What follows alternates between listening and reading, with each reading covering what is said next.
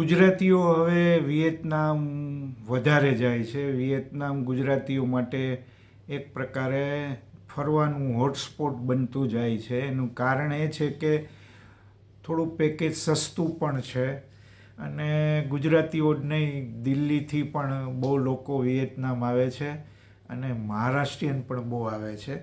એટલે વિયેતનામ જવાનું હવે ગુજરાતીઓને બહુ ગમે છે. પણ ભારતથી આવનારા કોઈ પણ પ્રવાસીને વિયેતનામમાં સૌથી મોટી મુશ્કેલી ભાષાની પડે છે. શું કામ?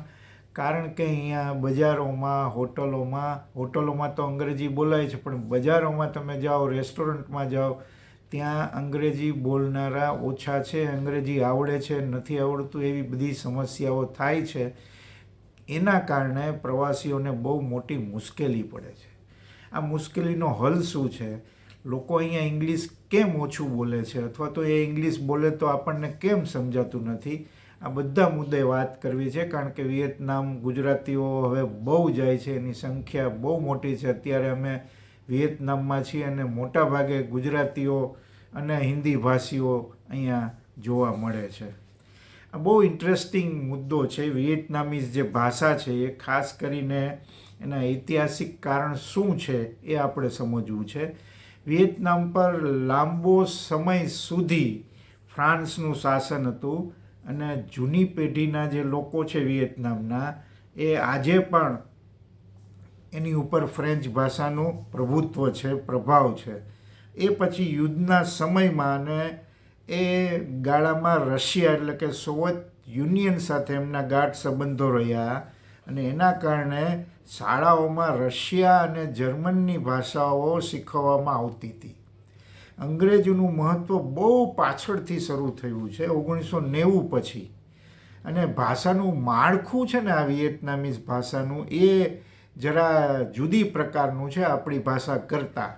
આ ટોનલ ભાષા છે, જેમાં એક જ શબ્દોનો અર્થ એના ઉચ્ચારનો જે લય હોય, ટોન હોય, એ મુજબ બદલાઈ જાય છે. એટલે એમાંથી પણ ઘણી બધી સમસ્યાઓ ઊભી થાય છે.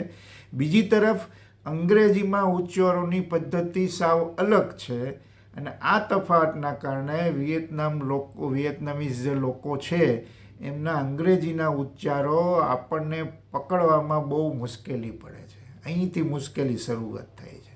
બીજું, અહીંની શિક્ષણ પદ્ધતિ પણ જવાબદાર છે આ માટે. શું કામ? વિયેતનામની શાળામાં અંગ્રેજી શીખવતી વખતે વાંચવા અને લખવા એટલે કે રીડિંગ અને રાઇટિંગ ઉપર બહુ ભાર દેવામાં આવે છે. સ્પીકિંગ ઉપર ઓછો ભાર દેવાય છે. એટલે આ પણ એક સમસ્યા છે. અને આ કારણે ઘણા લોકો અંગ્રેજી સમજી શકે છે, વાંચી શકે છે, પણ આત્મવિશ્વાસથી બોલી શકતા નથી. જેમ ગુજરાતીઓમાં પણ આ ઘણી જગ્યાએ તમને આ સમસ્યા જોવા મળે છે. અને બીજું એક સૌથી જે સબળ કારણ છે એ પોતાની ભાષા પ્રત્યેનું ગૌરવ છે. વિયેતનામ લોકો પોતાની સંસ્કૃતિને, ભાષાને બહુ પ્રેમ કરે છે, એનું ગૌરવ પણ ધરાવે છે. મોટા ભાગનું પાછું તમે જુઓ, અહીંની જે ટીવી ચેનલ્સ છે એમાં કન્ટેન્ટ, સમાચાર, મનોરંજનની જે કોઈ વાત હોય, એ બધું વિયેતનામી ભાષામાં જ ઉપલબ્ધ છે. એટલે સામાન્ય લોકોના રોજિંદા જીવનમાં અંગ્રેજી શીખવાની જરૂરિયાત છે ને એ બહુ ઓછી છે. એટલે અંગ્રેજી તરફ નથી જતા. પણ આ બધા કારણો વચ્ચે જે પ્રવાસી છે, ખાસ કરીને ભારતીય પ્રવાસી છે, એણે શું કરવું, એની કેટલીક ટિપ્સ તમને આપવાની જરૂર એટલે છે કે વિયેતનામ જ્યારે પણ તમે આવો ત્યારે તમને બહુ મદદરૂપ થશે. એટલે સૌથી મહત્ત્વની વાત છે કે ગૂગલ ટ્રાન્સલેટ, જે ગૂગલની સુવિધા છે, આ વિયેતનામમાં જીવાદોરીનું કામ કરે છે મોટા ભાગના પ્રવાસીઓ માટે. ઇવન યુરોપના કે અમેરિકાના કે જ્યાં વિદેશથી બીજા પ્રવાસી આવે છે એમના માટે પણ તમે ગૂગલ ટ્રાન્સલેટમાં માની લો કે ગુજરાતી કરો તો સામે વિયેતનામીઝમાં એ ગૂગલ ટ્રાન્સલેટ તમને કરી દે. અંગ્રેજી બોલો તો પણ વિયેતનામીઝ ભાષામાં કરી દે.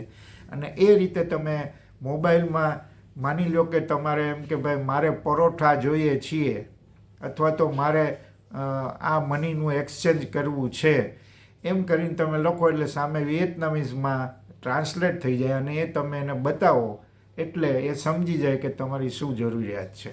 અને ગૂગલ ટ્રાન્સલેટ ચાલુ રાખો એટલે એ બોલે એ ટ્રાન્સલેટ કરી દે ગૂગલ ટ્રાન્સલેટ, એટલે તમને પણ સમજાય તમારી ભાષામાં. બીજું, ઈશારાની ભાષા પણ અહીંયા બહુ ચાલે છે. ખાવા પીવા કે ભાવતાલ કરવા માટે ઈશારાના ઉપયોગ થાય છે, ને ખાસ કરીને કેલ્ક્યુલેટરનો. માની લો કે તમારી પાસે ડોલર છે, તો ડોલરના એક્સચેન્જ જે ડોમ છે, VND, જે અહીંનું ચલણ છે વિયેતનામનું, એ કેટલા થાય તો તમે કેલ્ક્યુલેટરમાં નાખો એટલે તમને ખ્યાલ આવી જાય. એ રીતે તમે એમાં બાર્ગેન પણ કરી શકો, કહી શકો કે ભાઈ મને આટલા આપો. પણ અહીંના લોકો બહુ નમ્ર છે, માયાળુ પણ છે, કારણ કે અહીંયા ટુરિઝમ ઉપર બધું કામકાજ ચાલે છે મોટા ભાગે. બાકી માછીમારી સિવાય કોઈ મોટો ઉદ્યોગ અહીંયા છે નહીં. એટલે ટુરિઝમ છે એ થોડા વર્ષોમાં બહુ બધું વિકસ્યું છે અને અત્યારે પણ વિકસી રહ્યું છે. એની પણ આપણે આગળ જતાં વાત કરવાના છીએ બીજા એપિસોડમાં. પણ અહીંયા તમે હસીનો જો તમે વાત કરશો તો ભાષા નહીં આવડતી હોય ને તો એ તમને બહુ સારી રીતે રિસ્પોન્સ કરશે, તમારી મદદ પણ કરશે. અને કેટલીક આ ભાષાની જે લિપિને છે એની પણ વાત કરી લઈએ. વિયેતનામીઝ ભાષા વિશે કેટલીક જે રસપ્રદ બાબતો છે એની લિપિની જો વાત કરીએ તો લેટિન મૂળાક્ષર એટલે કે અંગ્રેજી જેવા ABCDનો ઉપયોગ અહીં થાય છે, જેને ચુ કોંગ ગુ એમ કહેવામાં આવે છે. અને અગાઉના સમયમાં તેઓ ચીની લિપિ જેવી જ લિપિ વાપરતા હતા. અને આ ટોનલ લેંગ્વેજ છે. મેં જેમ અગાઉ ઉલ્લેખ 6 અલગ અલગ ટોન આ ભાષામાં છે, અને એક જ શબ્દ અલગ અલગ લયમાં બોલવામાં આવે ને તો એનો અર્થ અલગ અલગ થઈ જાય. જેમ કે માં, એ શબ્દનો ઉચ્ચાર તમે ફેરવતા જાઓ એટલે એનો ટોન ફરે તો મમ્મી પણ થાય, ઘોડો પણ થાય ને ભૂત પણ થાય. એટલે આમાંથી પણ ઘણીવાર સમસ્યાઓ ઊભી થાય છે.